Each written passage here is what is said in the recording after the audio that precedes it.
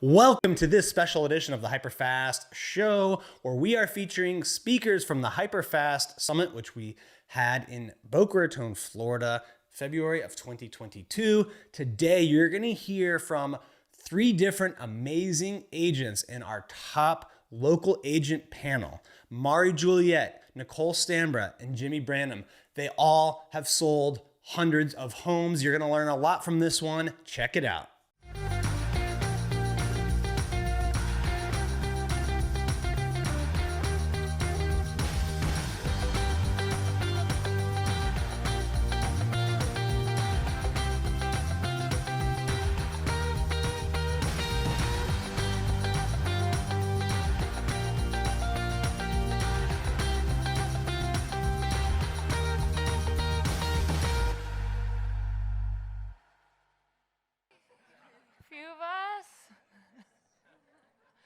Last night was fun. I had a great time.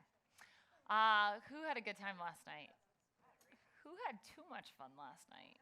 No? Only a few of you? Okay, all right. Well, good. We'll try and take it up a notch tonight, I guess. I'm going to bring Dustin to the stage right now so he can get us kicked off.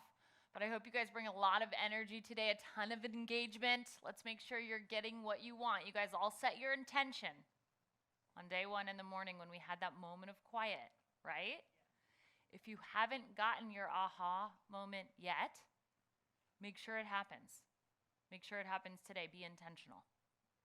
Yes? Yes. Okay. Dustin Brown, come on down. Dr. Dustin to the stage. Come on now. Wake up in here. Wake up. There we go. I was going to say, I was going to ask everybody how they're doing. You say unbelievable. I say, yeah, unbelievably hungover, Carrie. Yeah, she said it. She's like, yeah, I see some glazed eyes out there today, you know. I see the glaze. All right, cool. Well, we're going to start off with our local agent panel. And these panelists today are all stars of the Florida real estate market. They're here to share their expertise and help you sell more homes and make more money. I mean, come on. That's a good way to start the morning out. Sell more homes, make more money. Buy more drink? No, I'm just kidding. All right, so everybody please give it up for Jimmy Branham, Mari Juliette, and Nicole Stambrough.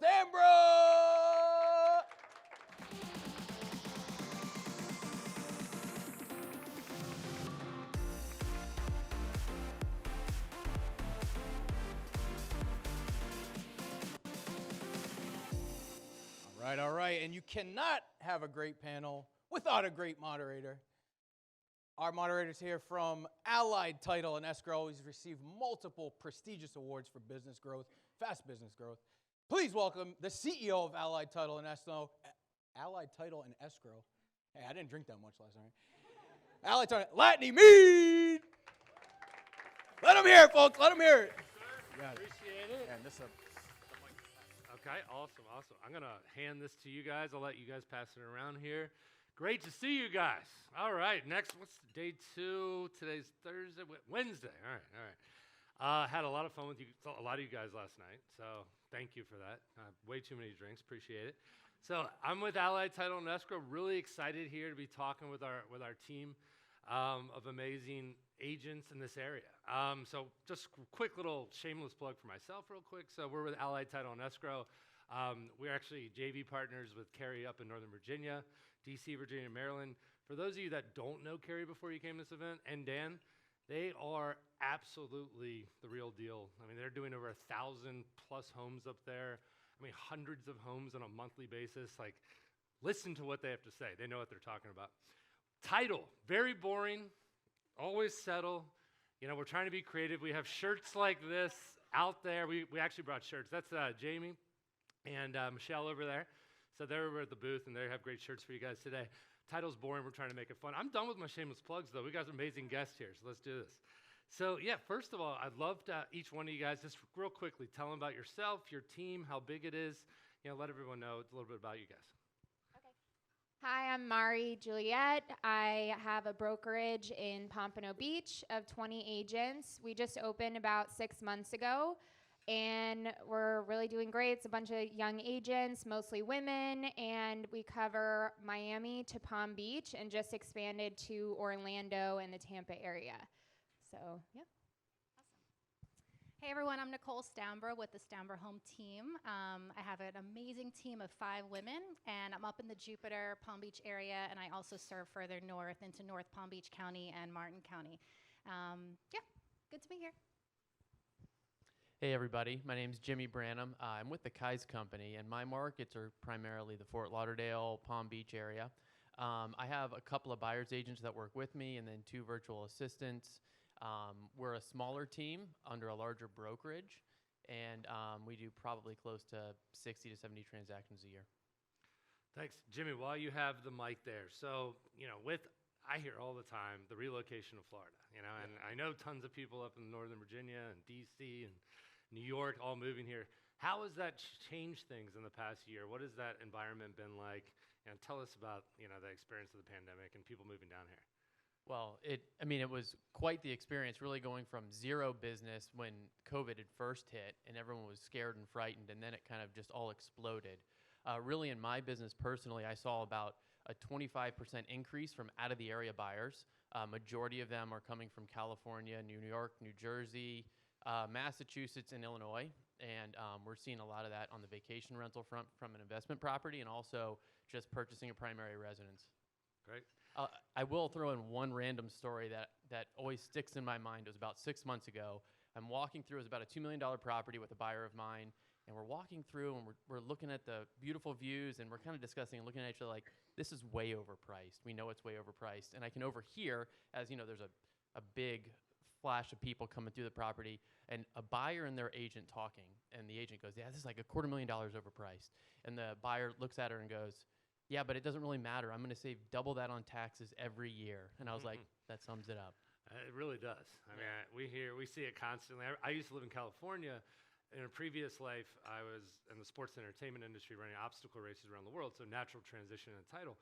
But we used to always talk about, like, it was 13.3% state tax rate. Coming here, 0%, I mean, just life-changing, right? We always talked about it, but people still were there. Now they actually have left. Nicole, you've built a team. Tell us about, what are the most impactful hires you've made over the years, and how did you start building a team? What made you decide to start doing that?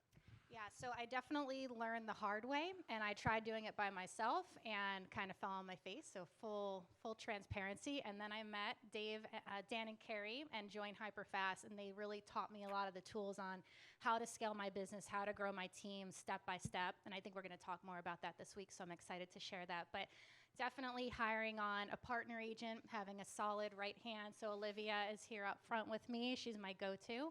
And then having my great back staff supporting, so my transaction coordinator, my executive assistant, and then scaling little by little to hire on a second partner agent and another outside sales associate. So really just having the systems in place and the support there to grow and expand rather than it's like the chicken or the egg. A lot of time people have all these leads and they panic hire, and they hire people who are not the right fit for their culture or for their team, or they have all these people and they're like, crap, I don't have enough leads. So then they buy a bunch of leads on Zillow and Realtor. So I think having the support and the systems in place first and then slowly growing is really the way to achieve that. You brought up leads. How do you get your leads? What does that look like? How much do you spend? Yeah, so I was actually just talking to a couple of members about that this morning. So when I first started in real estate, I did what a lot of agents did, and I bought my leads. I did the Zillow and the Realtor.com, and I didn't have any SOI. I wasn't from Florida. I didn't have any, friends or family sending me business, so I kind of had to just find my own. And then, so most of my business was like 80%, paid leads. And then it's amazing what they say, like after 2 years of real estate, all of a sudden the floodgates open and you start getting more referral business, because I think people have a little confidence in you and they give you those friends and family who want to buy. So all of a sudden my referral business started picking up. Plus I learned so many tools on client appreciation events and gifting programs and referral raving fan programs. And that really transformed my business to now last year it was actually 80% SOI, 20% paid leads. So it really flip-flopped back and forth. Yeah, I talk to agents a lot. We work with a lot of agents up in the area, and I still, the ones that aren't successful, they just will not invest in themselves, and they will not invest in. I remember one guy made $10,000 on a commission, and I was like, all right, hey, what are you going to do with that? And he's like, well, I'm not going to do anything. I was like, put it into something, whether it's Zillow or YLO, I don't know the terminology, but point is, those people that just can't let go of it, act like you didn't get the deal, and invest it, right? Got to reinvest. Yeah. Awesome, Mari. Marketing strategies. Where did you start? How did you get going? Tell us the pain points early on. Okay. Yeah. So I transitioned from medical device sales into real estate pretty quickly. And it was kind of unexpected. So I got the calls, that every agent gets from Zillow wanting to sell leads. And at that time, I did not have the budget to pay like $600 a month for leads. So I remember calling my family and I'm like, how do I get business? What do I do? And I ended up just using the tools that I learned in medical device sales into real estate and was able to get all of my clients organically. So every single person that I've worked with, I've never paid for leads in my career of 5 years. And now I create enough leads and generate enough business for the 20 agents that work on my team. So everything has been organic, and it's really just relationship building. I did a lot of door knocking. I did a lot of walking in the sun for 6 hours at a time, trying to show people that I was a really hard worker when people look at, young agents as being maybe lazy or not able to handle the business. But I really wanted to prove myself, which is why I got into investing and helping investors buy properties that would make them great returns on their investment and kind of build that trust with investors also, so that I would get that repeat business. How did you get into that investor world? So you said you kind of got in there. What was your strategy and stuff? Yeah, so right out of the gate, I knew that if I could build trust with investors from the first deal and make them happy at the closing table and make them happy with their investments, that would snowball into more transactions. So sometimes I would work with a client that I would help them with one purchase, and then it would be 5 in a year.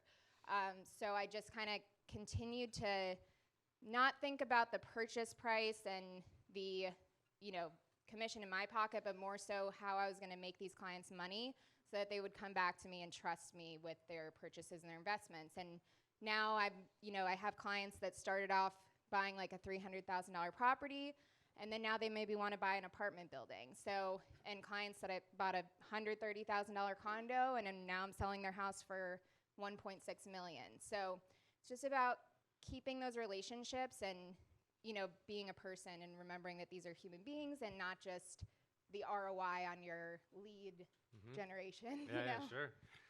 Jimmy, in terms of pricing, I actually heard someone last night was telling me on the boat, Florida's gone up 20%, over 20% in a year. Tell me about like pricing strategies. How do you look at that? How do you consider that? How do you talk to your clients about it? Yeah, pretty much at this point, we just let the seller pick the price, and we just say, no problem, we'll let it ride. We've really just had to dig into the data almost daily to best serve our clients in this market, because this market has made me a liar more often than not. And I want to be well-researched when we're going, just like Mari was saying. We want to do the best for our clients, even if it's going to cost me money, cost me a sale in the short term. So when I'm going to go and price, I look at 3 different areas. One, I'll track the market and trend to see what those comps were selling for about a year ago, and then figure out, kind of the way an appraiser would, figure out the whole overarching market and get that, growth data together so they can see that. Then I'll also look at recent comps. The problem with a recent comp now is that it's old. If it's a month old, 2 months old, that's old. And then I've got to look at the supply that's on the market. Most of the supply in our current marketplace here, especially if you're waterfront, Pompano, Fort Lauderdale, it's about a month, maybe a month and a half. So, and I would say about 1 month of that is overpriced, but still might sell anyway. So it's a tricky market. I wish I had a perfect answer for you. Absolutely. Nicole, you mentioned you came here and you didn't know anyone.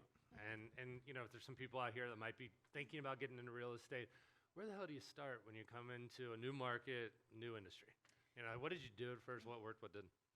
Yeah, so for me, I've always been a huge advocate of finding a mentor in every phase of your life, whether that's for personal, relationship stuff, for kid stuff, for family stuff, whatever, or for your business. So Carrie is definitely that mentor for me. I've had some other mentors along the way when I was in the corporate world, but just having that person that you can really ask those questions that are a little bit, what's the word?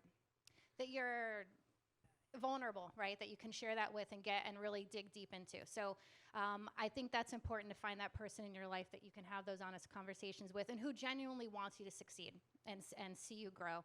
And I also think coming to events like this and networking with agents like these, top producers in your community, is golden.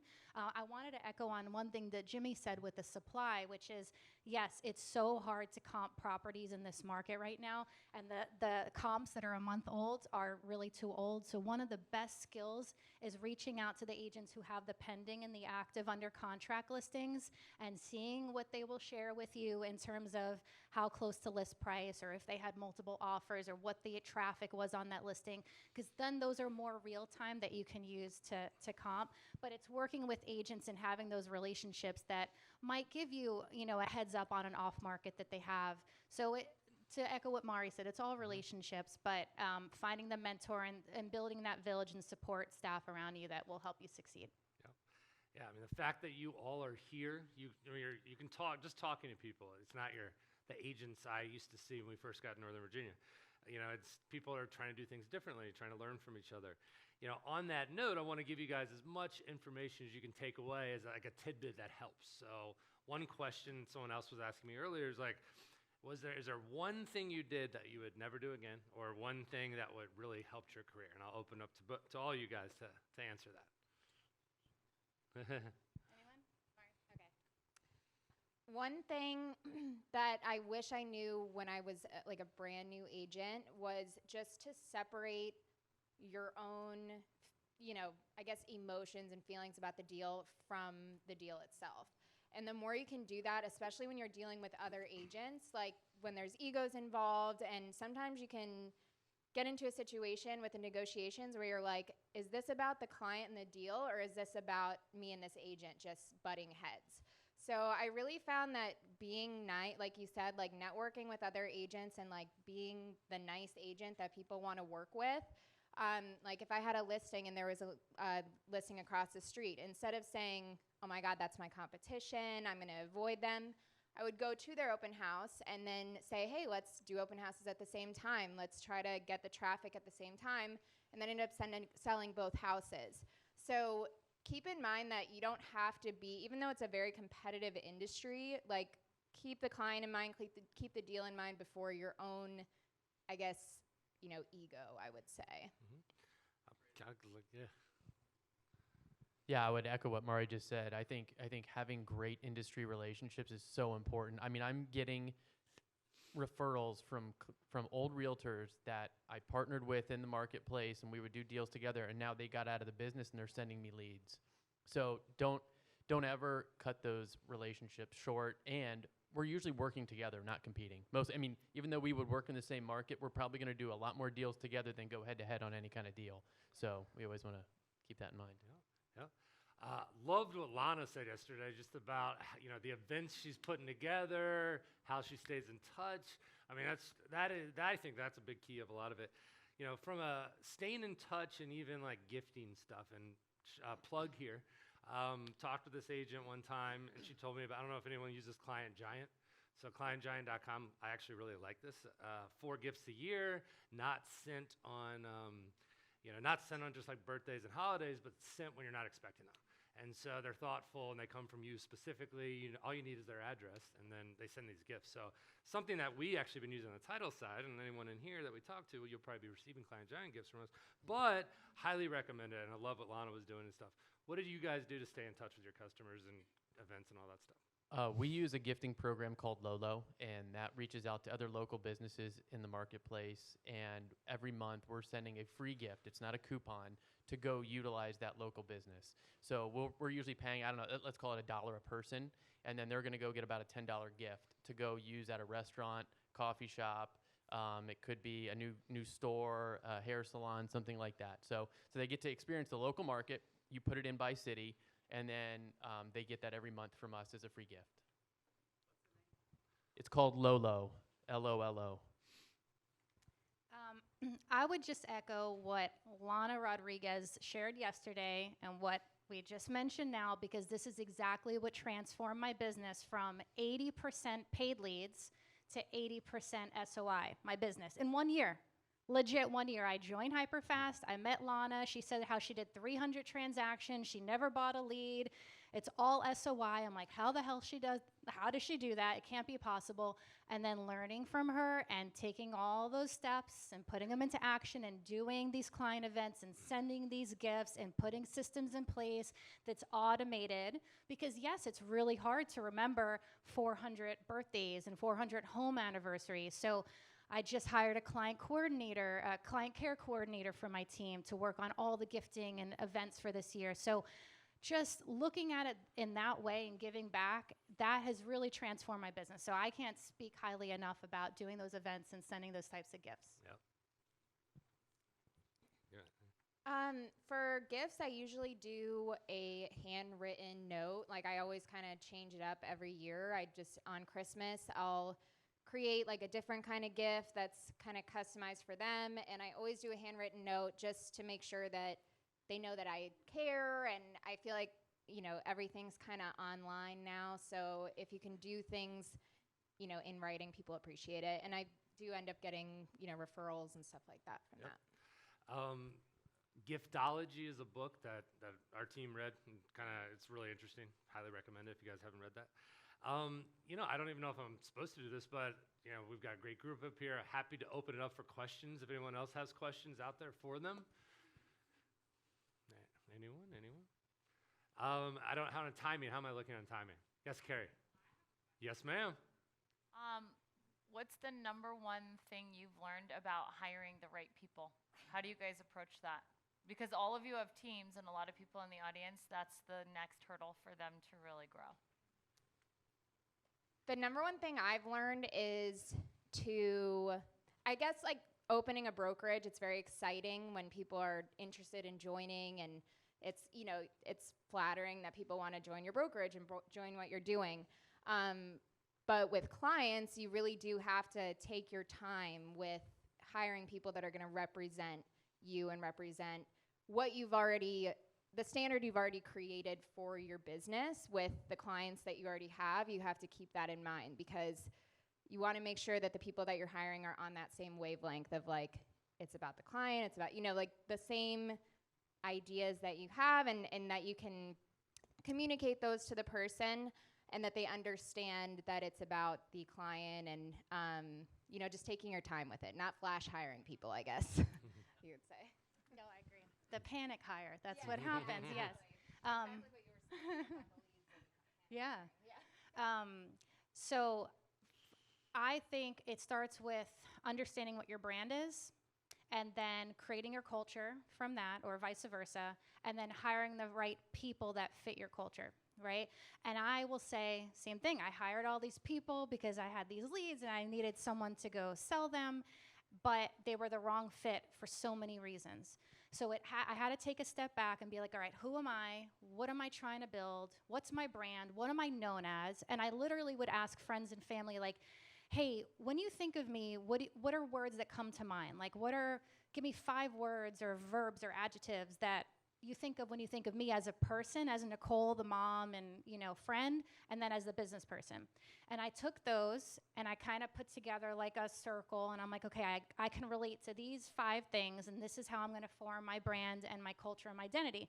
Then I need to find people who are all going to fit that same model, right?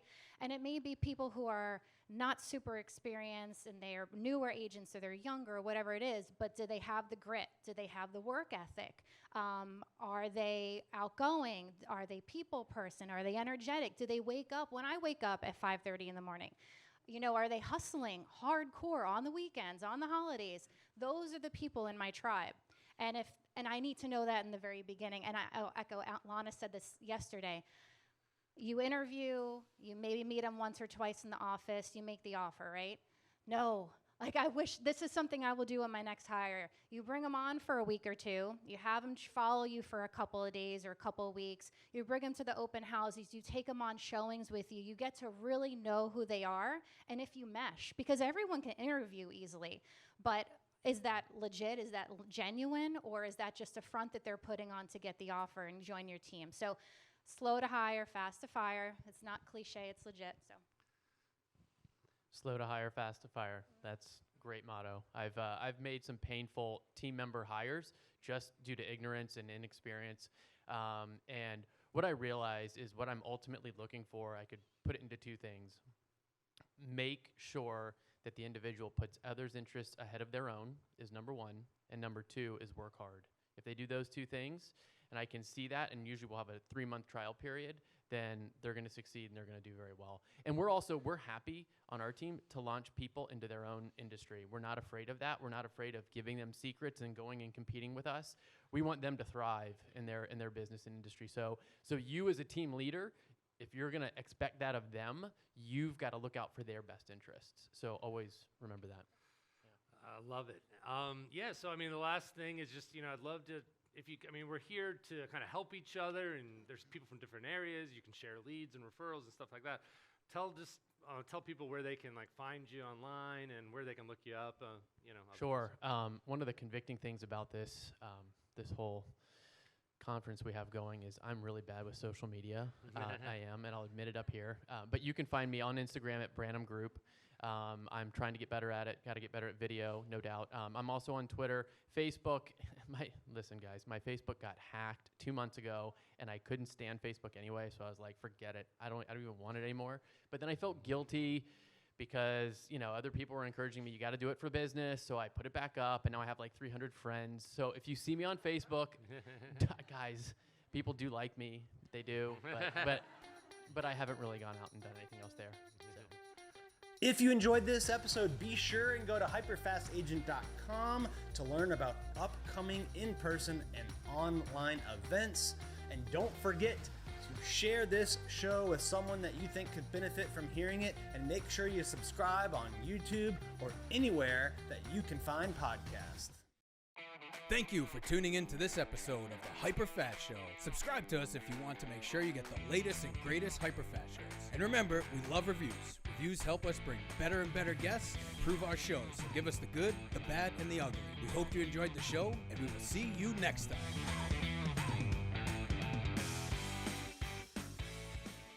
Hey guys, thanks for sticking around to the end.